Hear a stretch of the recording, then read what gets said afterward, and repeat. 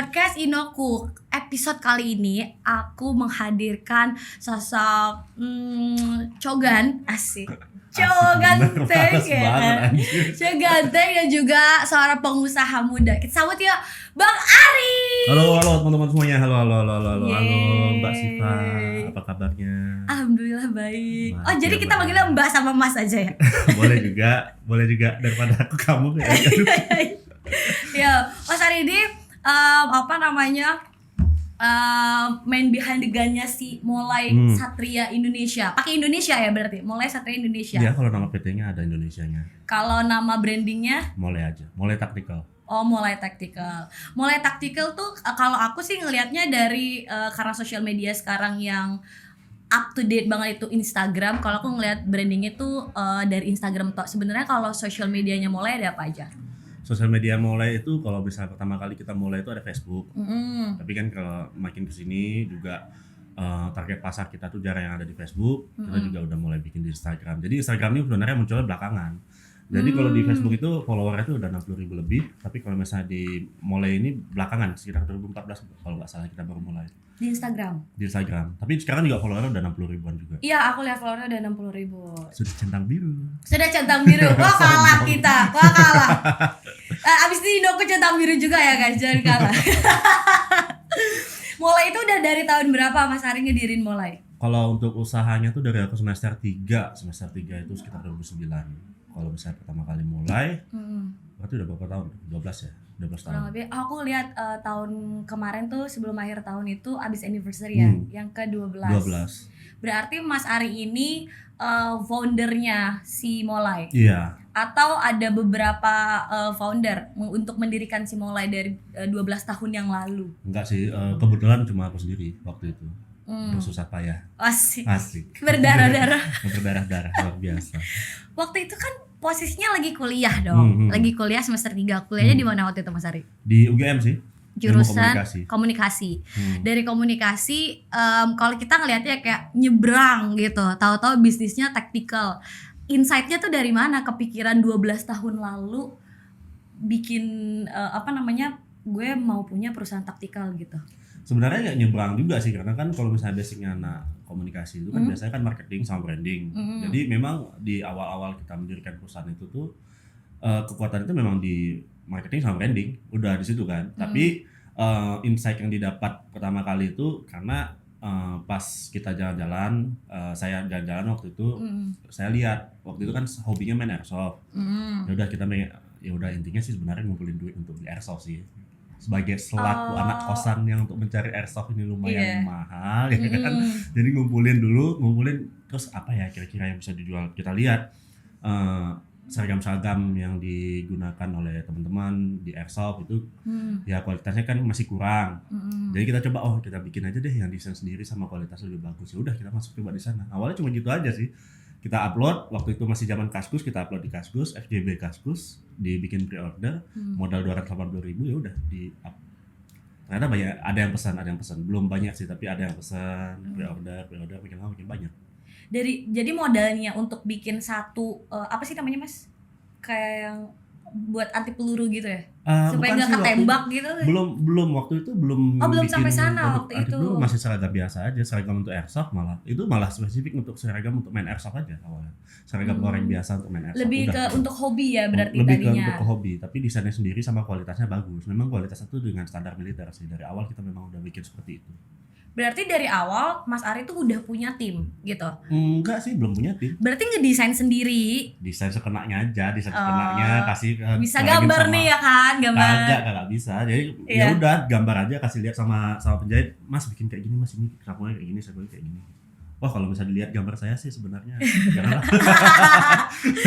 Ternyata dari bisnis awal tuh demand-nya tinggi pas jual seragam airsoft itu ke lumayan ya belum terlalu banyak tapi cukup lah, ternyata ada pangsa pasarnya dan kita mulai ini banyak yang order ya kita kan terima duit beli bahan, kita masukin penjahit 2 minggu lagi dilunasin baru dikirim. Jadi awalnya cuma gitu-gitu aja, tapi ternyata makin lama makin kesini setelah beberapa tahun pasukan beneran itu mulai datang, ya kan? Pasukan yang beneran tuh mulai pesan, oh ini ada nih produk Indonesia. Karena kan waktu itu kita udah sempat kirim ke luar negeri juga dan direview sama orang luar negeri. Jadi mereka baca, oh ada ya ternyata orang Indonesia yang bisa bikin kayak gini dan mereka pesan gitu. Jadi awalnya dari kayak polisi tentara gitu dari Indonesia dulu. Ngelihat disorot lah. Iya. Waktu itu belum terbentuk Molay. Sudah dari awal namanya sudah Molay. Oh, dari awal nge-brandingnya memang Molay, tapi saat itu memang nggak ada perusahaannya. Belum ada perusahaannya. PT-nya itu masih 2013. Oh, 2013. Brandingnya dari awal udah mulai, tapi mulai. PT-nya tuh udah mulai dari 2013. Berarti mulai dari zaman dulu banget ya. Kalau Mas Ari main Kaskus tuh kayaknya aku masih SD deh. Masa iya nggak ada? Emang kamu lahir berapa tuh? Aku 98. Bohong banget ya. Ya emang muka aku tua Mas. Udah Iya, jujur aja lah, jujur. Iya, kalau dimulai dari Kaskus, berarti belum zamannya OLX itu kan udah kesini kan, orang nyari-nyari barang yang. Bahkan OLX aja kita nggak sempat main, udah langsung masuknya ke Instagram, langsung ke kita Facebook. Tiba-tiba udah masuk Tokopedia aja. Jadi udah lama banget kan. Iya. Jadi sebelum kita main di marketplace itu benar-benar kita dari Instagram jualannya sama Facebook udah itu aja. Kadang kan orang ngelihat kalau bikin taktikal itu masih jarang gitu ya. Misalnya kayak persenjataan aja di Indonesia misalnya pegang pindad gitu, tapi kan dia persenjataan gitu. Terus kalau misalnya dari taktikal sebenarnya kalau aku bilang belum terlalu banyak kompetitornya juga ya. Atau di industri emas sendiri memang sudah banyak kompetitornya. Sebenarnya sih secara besar pastilah udah ada kan. Pasti udah ada dong pemain-pemain yang udah lama, yang sudah lama supply sama TNI sama polisi gitu kan pasti udah ada. Tapi yang kita kedepankan di sini kan karena kita kebanyakan perusahaan-perusahaan lain itu kan tidak mendevelop sesuai sama keinginan user. Kalau kelebihan kita adalah kita tuh benar-benar disesuaikan sama keinginan user. Terlebih lagi user Indonesia. Kenapa kita bilang kayak gini? Karena brand-brand merek-merek taktikal itu kebanyakan datangnya kan dari Amerika Serikat atau dari Eropa. Nah, kebanyakan dari developmentnya mereka itu ada beberapa permasalahan yang paling utama itu. Permasalahan yang paling utama adalah karena iklim mereka itu tidak pernah diterjunkan di wilayah operasi yang kayak di Indonesia, tropis gitu. Dan ekstrim di tropis ya.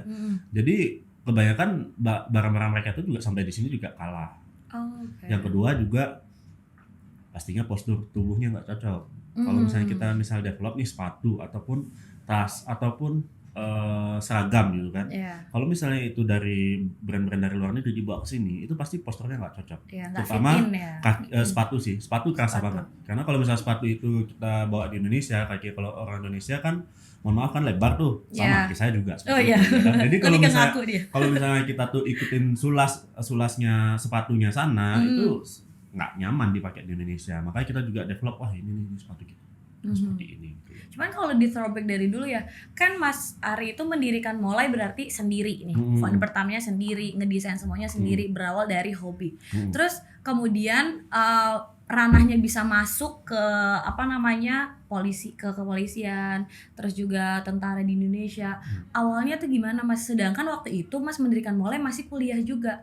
Maksudnya adakah dari sisi yang kayak ini kan waktu itu kan maksudnya UMKM berarti ya, kayak ini anak mahasiswa bikin UMKM terus buat taktikal, kayak orang tuh banyak yang underestimate nggak sih? Jadi kan kita mulai memang dari bawah, misalnya tuh dari 2009 kita develop, terus kan memang development kita tuh mencolok karena kita brand pertama kali dan benar-benar memperhatikan kualitas. Sebelumnya kan nggak ada. Jadi itu dari sana udah mencolok.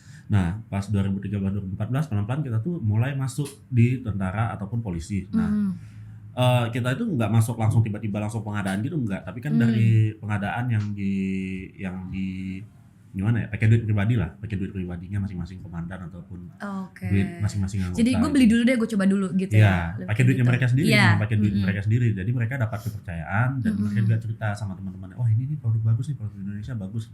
Makin lama di sini ya mulai komandan-komandannya ataupun atasan-atasan kan yang pemangku kepentingan ataupun mulai pemutusnya mulai paham, oh ini ada produk Indonesia yang bagus, makanya mereka juga mulai masukkan, oh ini lah, ayo kita coba nih produknya, mereka kita masukkan dan kita gunakan di operasi-operasi yang ada di Indonesia. Gitu aja sih mulainya. Jadi mulainya tuh bukan pengadaannya itu lewat ini ya, lebih ke dari mulut ke mulut, kualitasnya Iya, bagus kualitasnya gitu. bagus. Terus nanti kan mulai diketahui sama orang-orang yang Iya. pemutusnya. Jadi mereka juga manggil kita, ini tolong dong kalau kita bikin produk yang disesuaikan gimana sih? Kalau misalnya operasi-operasi yang sekarang itu kan ada 2 tuh operasi yang besar kayaknya ya. Seingat saya ada 2. Itu ada operasi Tinombala yang ada di Poso, satu lagi operasi Nemangkawi yang ada di Papua. Itu dua-duanya, terutama Nemangkawi ya. Nemangkawi itu butuh perlengkapan yang sangat ekstrim, itu sangat tidak biasa operasi seperti itu. Bahkan di luar negeri mungkin bisa dikatakan jarang ada operasi seperti itu. Kenapa? Karena situasinya basah, hujan terus, gampang berubah panas dan dingin. Lebih ekstrim lah, gampang berubah-ubah. Nah, di sini mereka juga membutuhkan vendor-vendor yang paham, kira-kira apa ya yang cocok untuk mereka itu. Dan kita coba masuk di sana, dan tidak banyak yang bisa mengerti gitu loh. Ini cocoknya harus pakai ini, harus pakai ini. Berarti keunggulannya Molai ini bukan cuma sekedar ya udah gue pengadaan barang, terus gue menyajikan ini nih, gue punya ini produk-produknya, tapi mementingkan kualitasnya juga. Makanya bisa sampai saat ini gitu ya. Ada trust dari kepolisian, dari tentara Indonesia juga. Kalau misalnya masuk ke pengadaan itu berarti Mas Ari dari tahun berapa? Kita itu masuk pengadaan kayaknya sekitar 2014 sih, yang menggunakan menggunakan anggaran negara itu sejak 2014. 2014, sedangkan didirikannya itu 2012 ya? 2009 kalau. 2009. Ya survive-nya ada sih ya, lumayan, gitu sih, ya. Lumayan. Dulu gampang awal-awal packing sendiri, kirim sendiri kan. Naik motor kasih bawa ke Mulai ting-ting gitu ya. Iya, ya gimana lagi kan. Dulu kalau misalnya pameran juga sendiri, ke Jakarta sendiri. Ya mau nggak mau. Kalau dulu berarti kendalanya lebih ke belum punya market yang tetap gitu ya. Pasar dari industrinya taktikal ini belum dapat. Kalau pengadaan sekarang kan udah tetap nih pasarnya yang dibutuhin sama yang membutuhkan Molai itu polisi sama TNI gitu. Tapi dulu kendalanya berarti belum ada pasar tetap. Iya, belum ada pasar tetapnya juga. Lalu juga memperkenalkan produknya. Kita yang sebenarnya yang paling agak rumit menurut saya itu bukan karena pasarnya nggak ada, tapi karena pasarnya itu masih mindsetnya masih produk Indonesia tuh harusnya nggak perlu mahal, satu. Yang kedua pasti produk Indonesia pasti bahannya jelek, pasti kan kayak gitu kan, bahannya jelek dan kualitasnya nggak sebagus impor dari manapun. Kayak brand-brand lain tuh sebenarnya kan ada yang brandnya misalnya asalnya dari Eropa tapi ternyata di Polandia gitu kan, di Polandia, tapi ya ternyata kalau misalnya produk Polandia dibanding produk kita ya bisa jadi produk kita lebih bagus gitu. Iya. Masalahnya sih lebih kepada produk Indonesia, mereka nggak percaya lah sama produk Indonesia. Terlalu underestimate ya sama local brand di sini. Gitu. Itu yang sulit di awal-awal itu. Tapi kalau makin sini mereka makin paham, ternyata produk Molai itu bagus ya. Gitu. Udah setara dan bahkan lebih sama produk-produk impor. Kalau produk Molai berarti sekarang ada apa aja Mas? Kalau misalnya yang pengadaan tuh kopi anti peluru, helm anti peluru, tas, juga baju anti tusuk yang kayak gitu. Tapi kalau misalnya retailnya juga ada sepatu, ada baju, ada kemeja.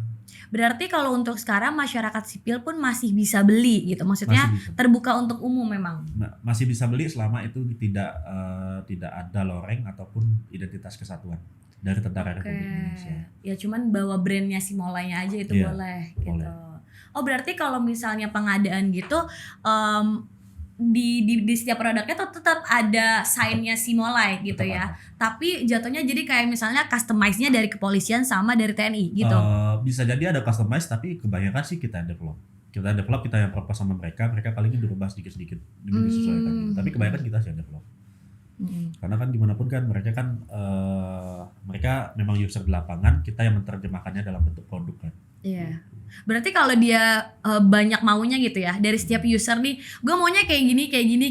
Berarti Mas Ari sendiri yang harus ngerangkum itu jadi satu. Oke, berarti gue harus meluncurkan produk yang kayak gini lagi, gitu inovasinya. Ya kita aja kan. Kita harus bikin kayak gini, bikin kayak gitu. Selama itu di orderannya puluhan ribu ya kita yes aja. Yang penting yes dulu. Yang penting yes dulu. Emang dulunya itu dari family background ada yang arahnya ke kepolisian atau tentara? Nggak ada sih, tapi background pengusaha. Kalau orang tua pengusaha. Kalau orang tua usahanya di bidang apa? Reklame. Advertising, iya. Media luar ruang. Kenapa Mas Ari nggak menurunkan usaha Mampapah gitu? Biasanya kan kayak yaudah gue ngelanjutin usaha orang tua aja deh gitu, belum mau ke industri lain. Ya, yang diwariskan kayaknya sih cuma skillnya aja ya. Tapi kalau misalnya untuk dilanjutkan kayak nanti dulu deh, males gitu. Emang ini passionnya Mas Ari sendiri? Iya, emang ini passion dari awal sih. Memang seneng aja. Kayak seru nih bikin barang-barang kayak gini, kayak seru nih. Atau dulu mau jadi polisi? Cita-citanya Mas Ari dulu apa ceritanya? Ya awalnya sih kayak mau jadi arsitek ya, tiba-tiba ya. Mau jadi arsitek. Jadi pengusaha, bingung juga. Mau jadi arsitek habis itu ngambil kuliahnya ilmu komunikasi. Mamanya juga lulusannya IPS gimana? Nggak bisa. Yang sering cabut di sekolah dulu nggak sih? Iya benar. Berarti kalau orang yang sering cabut di sekolah dulu belum tentu nantinya nggak bisa menghasilkan sesuatu. Jangan ngomong kayak gitu nanti. Nanti cabut semua ya? Iya. Ya tipis-tipis lah, nakal secukupnya aja. Asik. Orang tua nih yang ngomong. belum jadi orang tua. Belum. Alhamdulillah udah. Belum. Nah, aku lihat ya di Instagramnya Mas Ari itu, Mas Ari kan bilangnya di UGM. Tapi pas aku lihat Instagramnya tuh ada Mas Ari ngelanjutin pendidikan ke luar negeri. Di mana? Waktu itu double degree UGM. Jadi S2-nya tuh di UGM sama di Queen Mary University of London, memang kerja sama UGM. Jadi satu gelarnya datang dari UGM, satu gelarnya datang dari Queen Mary. Queen Mary ngambil bisnis. Justru yang Queen Mary-nya yang marketing MSc, yang MBA-nya dari UGM. MBA-nya dari UGM malah. Oke. MBA-nya dari UGM. Apa sih kendalanya ya, rintangannya yang dulu tuh pasti lah di setiap pengusaha gitu ya, ada rintangannya masing-masing, terus cara survive-nya mereka beda-beda. Saat itu kan abis lulus kuliah dari semester 3 kan ngediriin mulai nih. Lulus kuliah, abis itu lanjutlah kuliah lagi. Abis itu ke London. Terus usahanya gimana di Indonesia? Usahanya kendalanya apa? Ya pasti jadi bakar duit sih, karena kan kita kan jadi kurang pengawasan kan. Namanya kalau bisnis kurang pengawasan, apalagi bisnisnya masih cukup muda juga. Pasti permasalahan nanti kalau ditinggal tuh ya jadi agak permasalahan internal, atau ada permasalahan market yang tidak selesai, atau ketika itu berhubungan sama pengadaan, mereka kurang bisa memutuskan sesuatu, apalagi tidak ada pucuk pimpinan ya kan. Jadi kan sulit mereka juga kalau misalnya mau bilang ini bilang itu, pasti mereka juga nggak percaya juga gitu. Permasalahan sih yang kayak gitu aja, sebenarnya semua perusahaan pasti kayak gitu juga. Berarti waktu itu dialihkan? Nggak dialihkan juga sih, kita tetap Mas Ari yang pegang. Tetap pegang. Selama di London tuh kayaknya ada 7 kali deh pulang gitu. Selama setahun itu ada 7 kali pulang. Berarti foto-fotonya tuh bener ya, bukan green screen? Ya. Tak kira green screen. Green screen sih. Oh iya. Mau green screen kali ya? Oh iya. Astagfirullah, nanti kalau menyinggung gitu. Jangan dibahas. Ya, berarti kan cara survive-nya kayak gitu. Apa sih kenapa aku mau nanyanya gini. Kenapa Mas Ari memilih untuk melanjutkan pendidikan di S2? Apakah dari Mas Ari sendiri pendidikan adalah nomor 1. Abis itu gue baru ngejar karir. Ada juga beberapa pengusaha yang bahkan kayak Bob Sadino aja nggak usah pendidikan tinggi gitu, atau Deddy Corbuzier ya nggak perlu, kuliah tuh nggak perlu gitu. Dari pandangan Mas Ari sendiri gimana? Kalau pandanganku sendiri, waktu aku tuh masih semester 3, aku tuh kuliah lumayan lama nih kuliahnya. Lumayan cukup lama lah, sampai semester 16 kayaknya. Oh iya, itu lama kali loh. 7 tahun kayaknya ya. Itu kayak betah gitu loh. Hampir diusir gitu dari kampus gitu kan. Kamu mau bisa lulus, nggak bisa lulus kamu keluar aja. Udah kayak gitu. Oh iya. Tapi di awal-awal tuh ya ada sih pikiran kayak gitu. Nggak usah deh, kita lulusnya ya nggak usah lah, lulus ngapain kuliah tinggi-tinggi gini-gini segala macam kan, awalnya kayak gitu. Tapi makin lama makin kesini, waduh, kalau misalnya nggak lulus, pertama juga udah dibiayain orang tua kan kalau untuk kuliah S1-nya kan, S1-nya udah dibayarin, masih nggak lulus. Terus juga kepikirannya lagi itu belum tentu kita tuh seberuntung pengusaha-pengusaha yang lain. Lebih baik kita mengurangi kemungkinan untuk gagal. Bagaimana caranya ya kita menimba ilmu lebih tinggi lagi ya kan. Jadi kalau misalnya menurut saya pribadi ya nggak ada salahnya juga kalau misalnya kamu mau kuliah ke tinggi-tinggi, karena itu untuk memperkecil kesempatan kamu untuk gagal. Gitu aja sih. Ya kasarnya tuh gini, orang kuliah aja masih bisa gagal, apalagi kalau nggak kuliah gitu kan. Jadi kita tuh kalau saya sih mindsetnya seperti itu aja. Lebih baik kita mengenyam pendidikan lebih tinggi lagi supaya untuk memperkecil kemungkinan untuk gagal. Jadi ilmu kita juga nambah. Karena juga saya tuh kuliah ke sana tuh lebih ke nyari ilmunya bukan cari gelarnya. Lebih cari ilmunya. Kan itu maksudnya gini ya, kalau Mas Ari itu S2-nya di London, totally different dari segi budaya, dari segi materi-materi pelajaran yang dikasih. Mungkin MBA-nya di sana, gelar MBA-nya dari MSc yang dari sana. MSc yang dari sana. Mungkin pembelajar materi yang dikasih di sana sama di Indo kan pasti beda. Ada perbedaannya gitu. Nah, yang pas Mas Ari rasain setelah pulang habis itu udah lulus ya dari pendidikan S2 di luar negeri, apa perbedaan yang signifikan antara belajar di Indonesia sama belajar di luar negeri?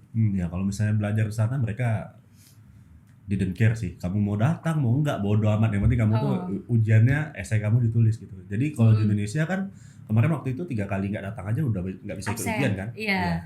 Udah nggak bisa ikut ujian. Tapi kalau di sana ya bodo amat, kamu mau ngapain bodo amat, yang penting kamu esainya selesai. Tapi yang saya dapatkan dari sana sebenarnya tuh yang utama adalah exposure secara internasional, karena kan di Queen Mary University of London itu memang banyak orang dari luar negeri selain dari Inggris juga.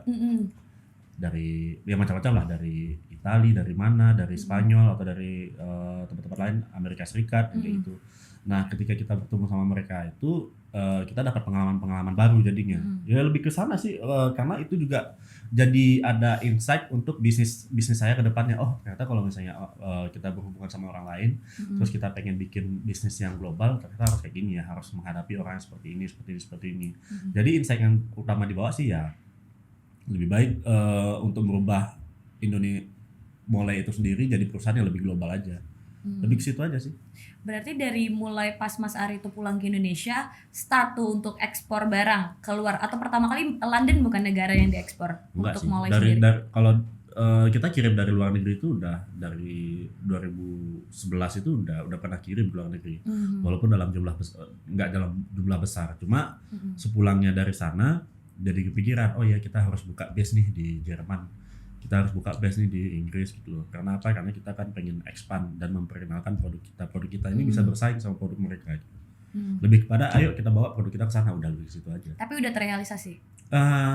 Kita ada rencana mungkin dari awal tahun sampai pertengahan tahun ini pengen mendirikan sejenis PT, GmbH namanya kalau di Jerman, di sejenis PT di sana, dan kita juga mulai stok barang di sana supaya bisa dijual di sana. Oke, berarti tetap made in-nya in Indonesia. Made in Indonesia, iya. Kalau misalnya sekarang kita masih made in Indonesia karena kita masih percaya sama vendor-vendor Indonesia.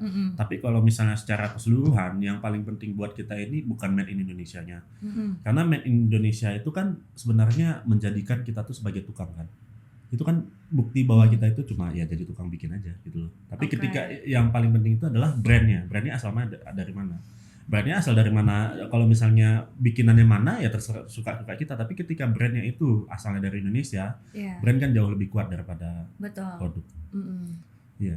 Ya kayak tas brandnya dari mana, dari Paris, oh oke, bagus gitu. Iya, lebih ke situ aja sih. Kita memperkenalkan dirinya, oh ya kita brand Indonesia gitu loh, brand Indonesia yang bagus dan sangat situasi sangat ekstrim dan bisa kita bawa ke luar negeri. Tapi kalau misalnya brand lain kan banyak tuh, Adidas dan segala macam, Nike, mereka juga bikin di Indonesia, tapi tidak seharusnya kita bangga, wah ini bikin Indonesia ternyata ya bisa. Iya, karena kan brandnya bukan berasal dari Indonesia. Iya, kita kan cuma jadi tukang berarti.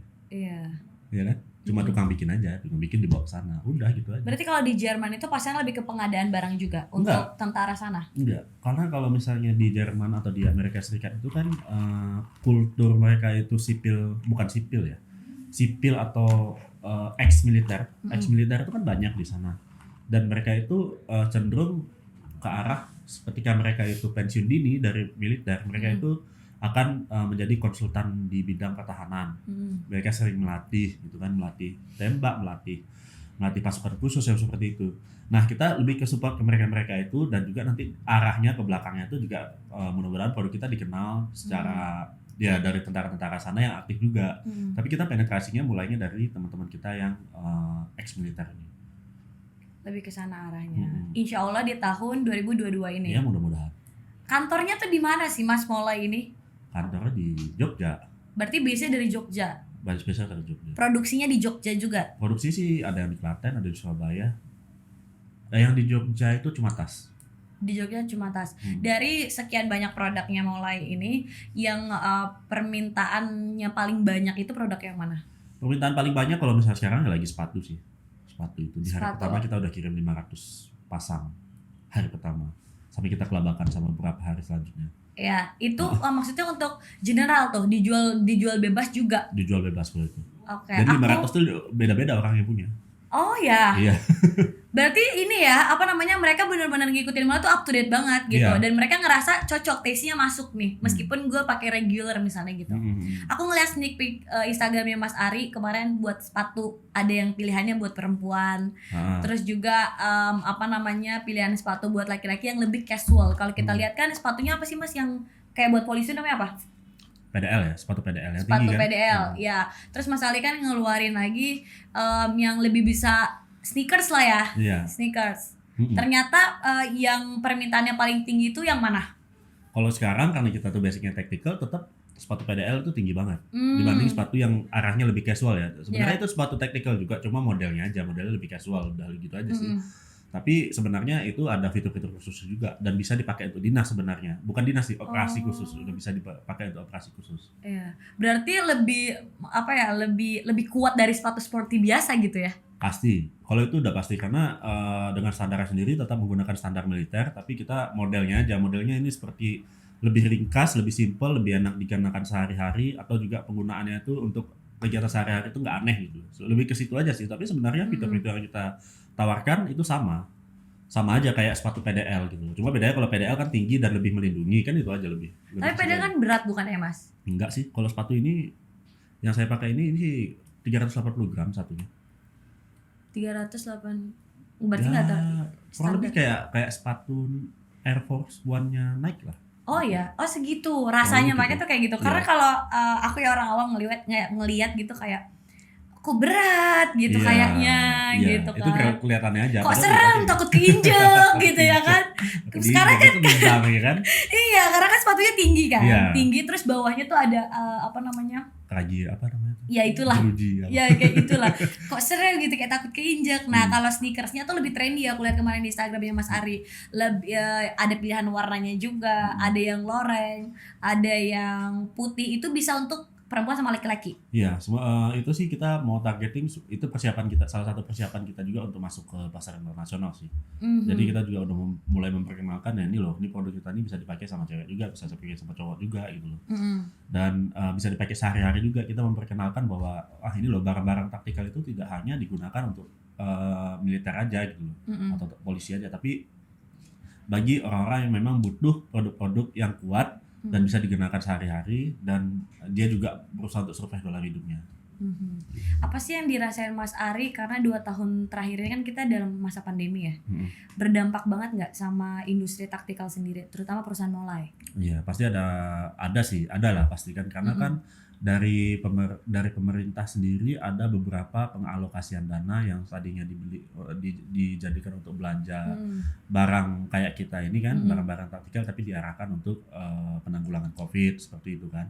Itu kan pasti ada pengaruhnya, dampak sama kita ya. Waktu itu sih kita juga mencoba survive juga, kita juga coba bikin waktu itu kebetulan APD. Ya bikin APD kita waktu itu, tapi APD yang beda dari yang lain. Kita memiliki izin edar dan kita bisa 10 kali pakai. Ya alhamdulillah kita bisa survive sih selama itu ya. Kita bisa lah untuk tetap karyawannya kita gaji tepat waktu gitu kan. Tapi itu ya berasa banget ya. Berasa sih nggak berasa banget, cuma ya mengganggu, jadi ada beberapa setback kan. Jadi Berarti kan langkahnya harus cepet ya, karena kan kayak pandemi gitu kan unpredictable. Nah pas mau bikin, ternyata masyarakat Indonesia lagi butuhnya APD, karena saat itu kan waktu itu susah banget untuk nyari APD. Bahkan banyak APD itu yang malah diseludupin sama oknum-oknum nakal gitu kan. Dari mulai sendiri itu lebih ke ngevolunteerin buat APD atau memang menjual masuk APD? Lebih ke bantu teman-teman vendor sih sebenarnya. Vendor itu kan banyak tuh. Mereka juga kan pasti ada dampak sama pandemi. Nah dari situ kita coba arahkan, daripada kita nanti vendor-vendor kita ini merumahkan karyawan, lebih baik kita bikin APD. Jadi kalau misalnya kita bikin APD, vendor kita itu juga terbantu gitu loh. Dan kita pun terbantu, minimal itu aja sih. Kalau kita lebih ke arah situ, minimal terbantu. Karena kan waktu itu kita jual APD itu harganya 700.000 ya. 700.000 cukup mahal Iya. sebenarnya. 700.000 itu cukup mahal, tapi bisa 10 kali pakai. Berarti kalau misalnya 10 kali pakai kan berarti cuma 70.000 sekali pakai. Iya. Dibandingkan sama yang lain-lain yang sekali pakai itu kurang lebih 150 sampai 180.000. Banyak rumah sakit milih ya mending yang 700.000 aja bisa 10 kali pakai. Iya. Gitu. Seru ya ternyata. Seru. Tapi pusing padahal. Pusing karena kita karena masih ngurusin semuanya kan. Oh iya. Produksi. Ngurusin semuanya tuh karena maksudnya gini, memang lebih nggak percaya gitu karena takut merubah kualitas kalau misalnya dikasih orang kepercayaan gitu ya, atau memang Mas Ari dari perspektif Mas Ari sendiri gimana? Kalau misalnya aku sih lebih kepada pendelegasian tuh memang nggak gampang ya. Pelan-pelan sih pasti saya ada beberapa tugas yang kalau bisa didelegasikan mending didelegasikan aja. Kayak misalnya yang urusan internal, urusan karyawan itu masih bisa lah tapi kalau misalnya udah development produk sama kualitas, kalau kualitas mungkin masih bisa lah kita kasih ke karyawan kita selama kita kasih listnya. Tapi kalau untuk development saya rasa belum bisa sih. Development produk, pemilihan vendor, pemilihan bahan baku itu masih sulit kalau misalnya didelegasikan, dan itu masih yang paling penting lagi produknya tuh kira-kira kita lihat produknya kira-kira bakal laku apa enggak, itu juga susah banget kalau misalnya kita nggak bisa delegasikan itu. Jadi pakai feeling dong? Iya, intuisi sih lebih ke situ. Oke. Produknya laku nggak ya? Iya, kayaknya sih hampir semua brand besar masih kayak gitu sih. Oh ya. Masuk brand-brand senior saya ya, kayak brand Eiger itu tuh masih presentasi langsung ke ownernya, ke CEO-nya, masih lihat langsung. Ini kayak nggak laku nih. Dah, tuh ganti. Oh ini laku nih. Masih kayak gitu. Berarti kan ini ya, produksi dulu. Hah? Produksi dulu dong. Bukan, dipresentasiin sama desainer. Oh, dipresentasiin dulu. Dipresentasiin sama desainer nanti kan pasti kan. Oh, ini nggak laku nih, ganti. No. Masih kayak Yes, gitu. yes, No. gitu. Iya kayak gitu. Aku sih Masih ya kayak gitu, lebih Aku kayak sih, ya. ajang pencarian bakat ya. Nggak tahu Mas Aku- Anak gitu. Iya.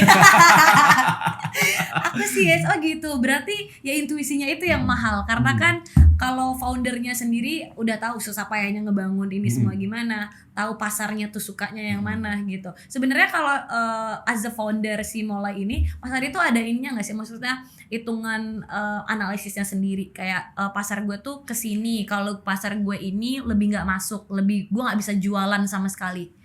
Ada sisi kayak gitunya nggak? Ada sih kalau misalnya kayak gitu tuh, tapi masih dalam bentuk sederhana ya, belum terlalu teknis. Wah ini analisisnya kurva seperti ini, belum seperti itu. Tapi kita kurang lebih udah tahu, oh pangsa pasar kita itu adalah ini, umurnya itu kurang lebih sekian, itu udah ada. Oke. Lebih ke kayak gitu aja sih, tapi General gitu. ya? Ya general. Traits mereka seperti ini, lebih ke situ aja. Psikografis mereka seperti ini. Ya lebih Kalau barangnya lebih laku di social media atau kalau untuk masyarakat sipil ya, social media atau offline store-nya ada nggak? lebih ke sosial media, pasti online. Pasti online, karena pengirimnya juga dari Jogja gitu. Iya, pengiriman dari Jogja. Semua 80-90% itu online. 80-90% online. Seru juga ya. Kalau misalnya menurut Mas Ari tuh dari mulai nih, branding Instagram Mas Ari yang pegang nggak? Awal, sebelum adanya desain dan lain-lain. Awal iya. Susah. Pasti kan setiap pengusaha itu misalnya beda ya. Ada F&B, dia tahu taste-nya gue tuh yang kayak gini gitu.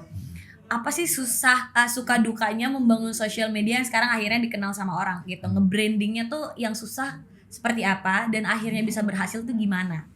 Kebetulan waktu kan kalau untuk branding di sosial media ini kan saya dibantu sama teman-teman, bukan teman-teman sih, ada satu teman yang memang satu angkatan di ilmu komunikasi dan dia paham betul soal branding juga gitu. Sama lah, kita sama, dan dia tuh lebih ngerti di sisi teknis dalam produksi konten maksudnya ya. Jadi hampir semua produk-produk produksi konten kita itu yang secara branding itu ini sih udah standarnya tuh udah sama kayak brand-brand terkenal gitu, brand-brand besar gitu kan. Jadi kita udah tag-nya seperti apa, videonya seperti apa, videografinya seperti apa, itu udah kelasnya udah bagus banget gitu. Jadi kita gimana kita supaya brandingnya itu kuat ya lebih ke situ, lebih ke teknisnya yang kita bagusin, sama juga storyline-nya kita bagusin juga. Kalau untuk pengecekan quality control dari setiap konten atau Mas Ari? Atau udah ada timnya sekarang? Sementara filter akhirnya masih aku. Masih, pokoknya semuanya masih Mas Ari. Kalau misalnya filter akhirnya semua udah filter terus nanti di post di grup gitu kan. Ini captionnya ininya. Tapi biasanya aku jarang sih aku balas, biarin aja kalau misalnya Iya. udah nggak balas ya berarti oke. Gitu. Oh terus jadi kepoin gini, ini siapa sih sebenarnya yang punya gitu Iya. nggak? Lebih ke situ aja, udah posting gitu kan. Posting, oh ya. Tapi kalau misalnya ada masalah pasti kan langsung ribut kan. Apaan tuh caption kayak gitu jelek gitu kan. Tapi Iya. kalau misalnya aku diam aja berarti udah saya posting. Berarti. Oh berarti mereka harus ngerti ya. Harus ngerti. Tolong buat karya Mas Ari mohon bersabar ya. Karena kan kadang takut salah. Maksudnya orang kalau misalnya dia belum berarti oke. Iya. Kalau diem kan bisa jadi lu kebanyakan salah, jadinya gue diem gitu. Biasanya sih mereka nggak langsung posting di grup sih. Oh enggak. Udah komunikasi dulu sama teman saya tadi yang itu branding. Kalau misalnya udah oke dari dia baru dia posting di grup. Karena kalau misalnya nggak oke dari dia tiba-tiba posting itu pasti kena omelin nanti. Kalau dari dunia digital berarti yang mau terus di develop itu Instagram. Kalau sekarang ya masih Instagram tuh masih banyak fitur yang belum kita explore ya, masih ada Reels, masih ada yang lain-lain. Kita juga nantinya juga pengen bikin podcast biar kayak Ibu Siva, ya, gitu kan. Bikin podcast tapi itu lebih ke YouTube berarti dong, mulai mau bikin YouTube. YouTube tuh sebenarnya udah ada, cuma belum kita aktifkan aja. Pengen ada YouTube-nya lebih banyak lagi, tapi kontennya tuh tentang yang benar-benar tentang Indonesian Badass, materi bela diri yang kayak gitu. Oh bukan komedi ya? Mas Ari kan jago komedi. Enggak. Oh enggak. Lebih ke kurang. Saya kan pendiam. Oh iya. Kelihatan banget ya, kelihatan banget. Kalau misalnya sekarang kan lagi in banget orang-orang tuh ngomongin dunia digital berkembang ke arah metaverse. Mas Ari udah denger isu-isu metaverse itu nggak? Udah ada sih ya, isu-isu metaverse walaupun itu sedikit agak masih sedikit agak susah diterima akal gitu kan. Tapi, iya benar. Tapi menurutku itu menarik juga karena sebenarnya dari dulu teman saya ini dia udah cerita bikin dong kita bikin dong skin mulai untuk Fortnite atau untuk apalah untuk game online. Iya. Game online bikin it's like a Mobile Legend gitu. Kayak Mobile Legend atau PUBG atau apa, bikinlah skinnya itu pasti nanti laku dan segala macam ya. Kita udah pikiran juga mungkin ntar kita bisa bikin kayak gitu ya. Pelan-pelan kita bikin kayak gitu. Tapi kan kalau misalnya kita bicara tentang metaverse itu sendiri di dunia militer kan belum ada nih. Kita masih dunia militer kan masih fisik kan. Iya. Jadi mungkin masih agak panjang waktunya. Kalau itu lebih kepada kalau kita masih mengarahkan itu cuma untuk branding aja kita dulu. Branding aja dulu ya kan. Karena kan banyak orang bilang di metaverse itu kan karena pro kontra ya. Terus pro-nya ada yang bilang avatarnya ini yang bikin kita tuh siapa-siapa di metaverse ini gitu. Nah mungkin dari avatarnya itu orang pakai mulai jadi ke branding ke arah sana gitu. Ada yang memang ada diarahkan ke sana kan. Emang tuh sebenarnya agak serem juga sih. Berarti kita kan hidup di dua dunia gitu ya. Dua dunia, kita bisa hidup selamanya cuma di dalam komputer gitu kan. Ya kan banyak tuh seri-seri sebenarnya di Netflix. Netflix di mana ya yang ada Black Mirror tuh kan kayak gitu kan sebenarnya. Cuma ya menurutku kalau aku baca-baca dari beberapa tempat sih kayaknya masih masih jauh lah itu. Kalau misalnya benar-benar kita tuh fokus itu di metaverse itu kita bakal hidup itu kayaknya masih lumayan jauh. Dan bukan target pasarnya mulai untuk mereka tuh berkreasi di dunia digital daripada di dunia nyata yang saat ini ya, yang secara fisik seperti ini. Karena kan untuk membuktikan kualitasnya juga dipakai dulu. Itu sulit kan, dan itu masih dipakai secara fisik, memang secara militer ya masih fisik, belum ke arah yang lebih ke digital. Kalau produknya mulai dipakai dulu, berarti dari segi quality controlnya dari pihak kepolisian sama TNI Polri itu tahapnya seperti apa Mas Ari? Quality control ya? Iya. Mereka tuh ada prosedurnya yang sangat detail sih untuk semua itu. Apakah sesuai sama spek dan segala macam. Ya kita kan pasti udah melakukan quality control kan di kita, tapi mereka juga punya quality control sendiri. Dan mereka juga pasti ngecek. Berarti nggak sekali pengajuan gitu ya, presentasi bla bla bla bla. Oke, deal gitu. Kayak bisnisnya mungkin ada yang instannya kayak gitu ya. Kalau mulai tuh nggak gitu. Jadi banyak banget prosesnya untuk sampai bisa gue deal. Pasti panjang prosesnya pengadaan itu kan. Pengadaan itu ada speknya, ada ininya, kita harus ikut lelang dulu dan juga ada masa sangga dan segala macam. Ya itu prosedural secara pemerintahan memang seperti itu gitu. Dan kita harus ikutin. Berkas-berkas harus kita ikutin. Ya mau nggak mau kita harus ikutin semua berkas, spesifikasinya kita harus ikutin, dan kalau misalnya udah selesai nanti mereka bawa ke kita, ini produknya nggak sesuai spek ya, kita harus perbaiki. Panjang sekali pokoknya. Berarti quality control itu berlaku untuk setiap pengadaan barang produk apapun ya? Semua lelang itu pasti pasti nanti pakai ini, semua pengadaan itu pasti lewat lelang. Otomatis quality control semua. Berarti nggak ada tuh ya istilah kekuatan orang dalam akhirnya bisa tembus dan gol gitu. Enggak. Lebih kepada kualitas barang kita aja. Oke, itu sih nomor satu ya. Di podcast ya luar biasa ngomongnya kayak gitu. Enggak, kan kita nggak menyinggung siapa-siapa dong, ya kan? Sah-sah aja, karena kita tidak menyebutkan inisial gitu kan, kayak AS gitu, SR. Enggak lah, memang kalau misalnya kalau kita sendiri sih melihat hal-hal yang seperti itu tuh ya, tetap kita tuh perhatikan barang dulu, karena ini kan berhubungan sama nyawa nih. Rompianti peluru itu kan hubungannya sama nyawa kan. Apalagi tadi rompianti tusuk. Iya kan, nanti kita kurangin lah. Kayaknya wanita bisa deh pakai itu. Waduh. Kan sering sakit hati tuh ketusuk. Iya. Pakai deh rompinya mulai. Iya boleh. Itu jadi dada juga aman. Itu hampir setiap orang tuh pasti jawabannya. Oh iya. Ini apa? Rompianti tusuk. Oh iya. Rompianti cinta ada nggak? Aku tuh setiap dengar itu. Oh my god. Capek capek jelasinnya. Anti tembak. Wah, nggak bisa punya pacar dong saya Mas Wandai. Tapi karena itu bapak-bapak, iya pak, hehe gitu. Oh itu lagi ke jokes bapak-bapak ya kalau di situ. Berarti gue bapak-bapak banget tadi. Iya emang iya. Aduh capek banget. Seru banget ya ngobrol sama Mas Ari. Nah dari vision ke depannya, karena Mas Ari berarti fokusnya bergerak di bidang industri taktikal. Untuk kedepannya vision Mas Ari mau berkembang bisnis tuh di bidang apa? Mungkin nggak jauh-jauh sih ya. Kalau misalnya secara keseluruhan nggak jauh-jauh, pengennya tetap mengembangkan mulai, cuma lebih ke ranah yang lebih luas aja. Mungkin memperkenalkan kepada masyarakat sipil seperti yang saya lakukan sekarang sama Bu Siva ini kan. Tadi kan memperkenalkan ini loh produk-produk taktikal tuh bisa digunakan sehari-hari bla bla bla, lebih ke situ. Juga pun kalau misalnya saya membuat bisnis-bisnis lain misalnya F&B dan segala macam, pasti saya tempelkan sama produk mulai, dan diharapkan bisnis F&B misalnya saya bikin tempat nongkrong gitu kan, tempat ngopi lah okay, tempat chill lah pokoknya. Chill. Live musik pokoknya. Iya, live musik lah. Kalau misalnya ada live musik itu tetap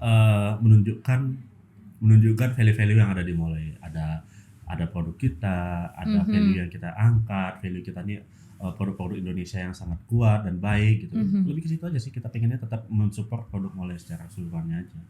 Tapi konsepnya tuh masuk Pas. Maksudnya kayak orang kan ngelihat mulai tuh kayak sesuatu yang kaku gitu ya. Maksudnya kayak ya kaku lah gitu. Terus di inovasinya tuh mau ngebonding sama anak-anak muda yang kayak gitu tadi, live musik dan segala macam. Berarti nuansa misalnya kalau aku bayangin ya kalau Mas Ari bikin kafe gitu ya. Bikin tempat nongkrong atau tempat ngopi deh. Berarti nuansanya gimana? Apakah nanti tiba-tiba yang nongkrong tentara semua? Kita kan jadi deg-degan gitu. Jadi kan kalau misalnya sekarang nih ada beberapa komunitas nih yang aku kenal. Mereka itu komunitas seperti komunitas bela diri. Itu ada cewek ada cowok loh. Komunitas bela diri kayak misalnya Libre itu ada cewek sama cowok itu kan. Nah itu kan lebih kepada ini loh kita pengen mengajarkan sama teman-teman nih untuk bela diri baik itu untuk cewek sama cowok. Tapi kan itu kan sebenarnya masih masuk ke dalam status dalam hitungan Indonesian Badass ya, sesuai sama tagline kita Indonesian Badass. Nah itu maksudnya sebenarnya masuk ke sana, dan itu kan sipil dan kita masih bisa ngarahin ke sana sih. Jadi bayangkannya tuh gini, kalau misalnya kita tuh masuk nih ke tempatnya misalnya tempat nongkrongnya mulai gitu ya, apa yang kita bayangkan itu adalah lebih kepada ya nih kita bikin tempat yang live musiknya seperti ini misalnya gitu kan, lalu kalau misalnya di sekeliling itu mungkin kurang lebih ya ada produk mulai lagi di frame gitu kan, lalu juga pilihan-pilihan makanannya juga mungkin yang lebih kepada ya masih berhubungan, mungkin ada lebih sehat, lebih banyak dagingnya supaya proteinnya ini gitu kan. Dan juga untuk kegiatan ada sana mungkin ada main darts, ada main throwing axe, lempar kapak itu, lempar pisau, lebih ke situ aja sih. Tapi kalau misalnya secara suasana menurut saya sih masih memungkinkan lah, memungkinkan untuk masuk dan diterima oleh sipil. Karena kan itu tetap fun sih. Iya, dan beberapa kalau misalnya di luar negeri barat top ya, di luar negeri itu barat top itu di luar negeri, dan mereka tuh masih mengkonsepkan secara untuk war Perang Dunia Kedua, masih gaya-gaya kayak gitu, itu masih fun aja. Kita datang ke sana ada dartsnya, ada throwing axe-nya, masih santai aja. Jadi menurutku kalau misalnya itu bisa dibawa ke Indonesia ya masih diterima sih. Ya, inovasi yang baru malah karena mungkin belum ada ya, lebih ke belum ada. Lebih ke belum ada kan? Ya, diarahkan benar-benar. Iya, mungkin ya kalau tempat ngopi ya yang dicari yang tempatnya estetik. Buat foto oke, gitu. Terus kalau misalnya ke bar juga yang live music, terus ambience-nya gimana gitu kan. Nah, kalau bentukannya kayak mulai aku tertarik sih gitu. Iya, nanti datang Ibu ya. Iya, saya akan datang. Seru banget. Ini udah berapa menit ya, Bu? Udah aman? Udah. Alright. Kita closing dulu. Closing. Kamu buru-buru sekali. Oke, seru banget ya ngobrol sama Mas Ari hari ini. Banyak banget insight baru yang kita bisa dapetin dan juga menjadi inspirasi untuk kaum milenial, sobat Inoku di luar sana yang mau jadi pengusaha muda. Sebenarnya modal kecil pun bisa gitu ya. Mau mulai mungkin kalau di sini kan basicnya adalah taktikal. Kalau modal kecil di bidang apapun dimulai dari UMKM itu bisa asal mau ya, mau dan konsisten. Kalau aku lihat dari Mas Ari, dia konsisten gitu.